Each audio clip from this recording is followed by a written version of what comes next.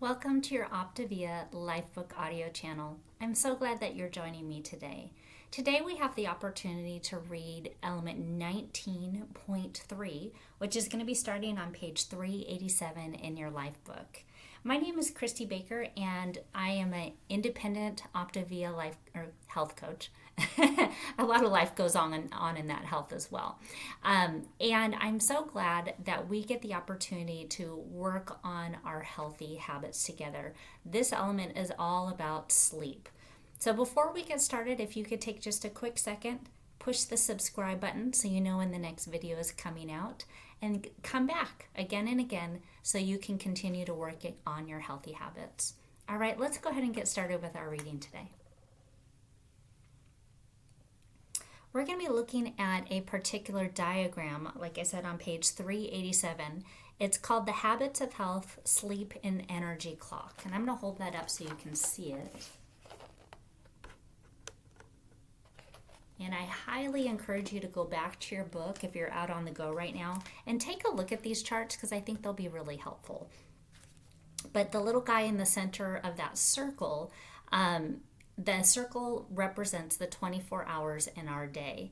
And by our video yesterday, we determined the 8 hours of optimal sleep, depending on if we were a lark, where it was easier to get up early in the morning, or if we were an owl, that it's easier to stay up later. So regardless, we carve out 8 hours of restful sleep. And for this person, they went to bed at 10 p.m. and they woke up at 6 a.m. Then the next slot was their model morning from 6 to 7 a.m. And we'll go into more detail about what that means.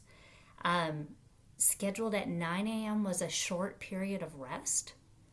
Scheduled at 12 p.m. is another short period of rest. Same again at 3 p.m. and then again at 6 p.m. I hope you're kind of noticing this every 3 hour small interval of a break and a rest to increase your optimal health. And then once we get into the later in the evenings, we're going to go more into what is called the Twilight Hour. And for this particular person, it's from 9 to 10 p.m. And it's a very calming, restful way to wind our bodies down to prepare to sleep. So let's go ahead and dive into more of what that means. We've now set up the sacred, uninterrupted time allotted for your habits of healthy sleep. And we'll now break down each component to customize it for you. But I'd love to ask you the question, why is this so important? Think for you in terms of you personally. Once you have your why, then we operate out of that because we do what's important to us. Our circadian rhythm controls over 99% of our DNA. And 10,000 years ago, natural light and a very simple lifestyle allowed it to function effectively. Today, with blue light, constant electronic connection, and complex schedules, it's no longer a reliable and terribly effective clock.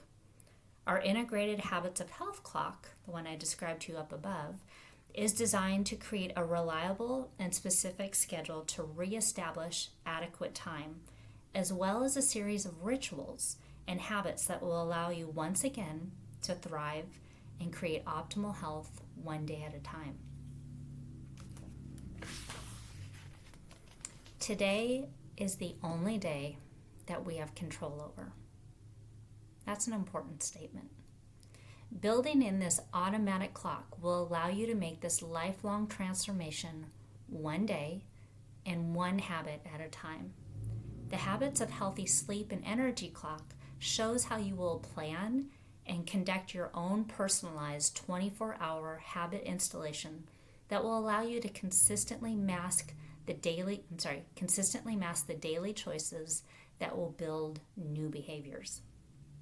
Now let's zoom in and look at two of the most vital areas in your biological clock so that we can not only harness your energy and recovery, but also set the pace for productivity for an optimal day. First, it's important to realize that the evening and the morning are the times where we have the most control over our day. Once we are out the door and on our way to work, our ability to control our own schedule becomes much more limited. Most people spend all day tied to a schedule that is usually designed, directed, and accountable to someone else, in a world which you are not the central focus. If we look at our day, we can see how we have control over some of our time, as in the hours immediately surrounding and including sleep. We have much more potential control than any other area. He gives a little example here on page 388. For our work, which is typically for most people an 8-hour day, from 8 to 3 p.m., most of us have little control. Non-work, which would be about 8 hours from 6 a.m. to 8 a.m., and again from 3 p.m. to 10 p.m. We are mostly in charge, but we may have a lot of commitments to manage during that time. And our healthy sleep, which would be about 8 hours, would be from 10 p.m. to 6 a.m. Once that you recognize the importance of sleep in making everything work, you can decide to have total control. That's a pretty empowering thought. Thanks for joining me today, and we'll be looking more at the evening ritual and Twilight Hour in our next video.